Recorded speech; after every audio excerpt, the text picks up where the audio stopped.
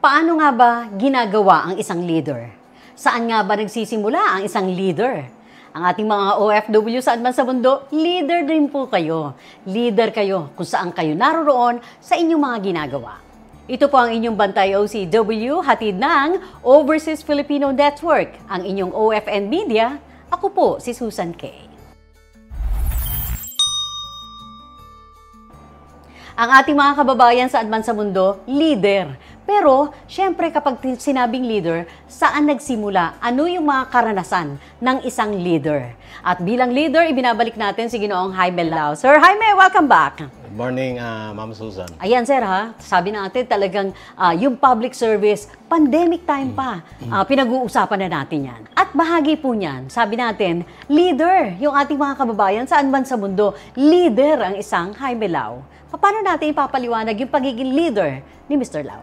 As team leader, i-build up namin ang family, community, kasi ang Santa Cruz kasi is maliit lang na lugar. So, pwede natin sila tulungan through livelihood. Why build strong families? Building a strong family, mag-umpisa tayo sa very small unit so that may cooperation para maging a strong family, strong nation. Strong nation. Oo nga, kasi po sabi sa pamilya, lahat nagsisimula, hindi po ba? Paano kung sabog-sabog ang pamilya, anong klaseng community mayroon? At mahirap yon para sa isang leader. Strong family, kasabay na yan, cooperation, at least mabuild up natin yung cooperation ng mga tao. Oo, lalo na yung bawat miyembro ng pamilya. O simulan natin sa mga matatanda. O yung mga elderly po muna. Senior citizens. Yung sa senior citizen naman, yung previous administration ng anak ko, every birthday, binigyan sila ng cake, saka may cash assistance. Kasi minsan kasi yung mga matatanda na nakakalimutan na ng mga anak nila. So, aiming sila, kaya nga gusto nila ma-prolong yung birthday nila para every year makatanggap sila ng cake saka yung cash benefits. At plano kong ituloy yan, yung naibigay ng anak ko, yung cash amount, i-doble ko pa. Wow, talagang may incentive at doble pa. So after ng mga elderly, punta na tayo sa mga ama ng tahanan, sa mga tatay. Paano nyo maipapakita sa mga ama ng tahanan na ito ang inyong pagiging leader? Yung ama ng tahanan, kailangan bigyan natin sila ng stable na trabaho. So, through yung mga investor na magpasok. Kasi ngayon, nakita ko, imbis na nagsarado pa nga yung malaking factory, ewan ko lang kung anong problema dun. Stable job ang kailangan. At least, pag may trabaho sila, at least may income, hindi sila ma-involve ng illegal activities. Oo nga. Kasi, kaya lang naman nakakapagnakaw, di po ba, gumagawa ng mga masasamang gawain dahil nga walang makain. Sabi, kailangan daw ng pera. So, pag may stable na trabaho, hindi na yan mag-isip ng masama. Tama po. Kung ang tatay ay ganoon ang inyong direksyon, paano naman po dun sa mga kababaihan, sa mga nanay?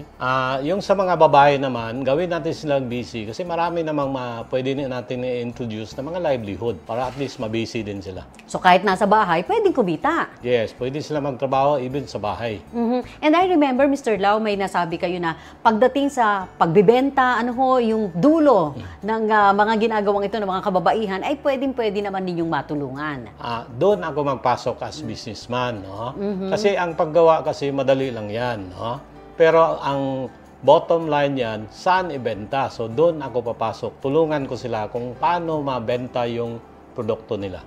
Kumusta naman po ang mga kabataan dito sa Santa Cruz? Marami rin ba sila o lumalabas na ng inyong bayan itong mga kabataang ito? Yun nga ang problema sa mga kabataan ngayon. Doon minsan nalulung sa droga kasi walang activities na dapat ibigay. No? Walang naibigay na sport. At sa bahaging ito, pwede bang iwanan ninyo ng paalala yung ating mga kababayan? Anong gusto ninyong sabihin sa ating mga kababayan worldwide na nakatutok sa atin ngayon? At syempre sa inyong mga kapamilya sa Santa Cruz, Davao del Sur. Yun lang ang masabi ko. Platform ko is good governance and no corruption. At bakit ninyo panghahawakan yung good governance, no corruption? As a good leader, maasahan nyo ang good governance. Ayan, thank you very much, Mr. Lao. Mga kaibigan, si Ginoong Jaime Lao, ang patuloy po na naglilingkod sa ating mga kababayan saan man sa mundo sa pamamagitan ng inyong Bantay OCW Foundation, Good Leader, Good Governance. Ito naman ang sinusulong ni Ginoong Jaime Lao at ng kanyang mga kasamahan. Para sa OFN Media, ang Overseas Filipino Network sa inyong Bantay OCW program, ako po si Susan K.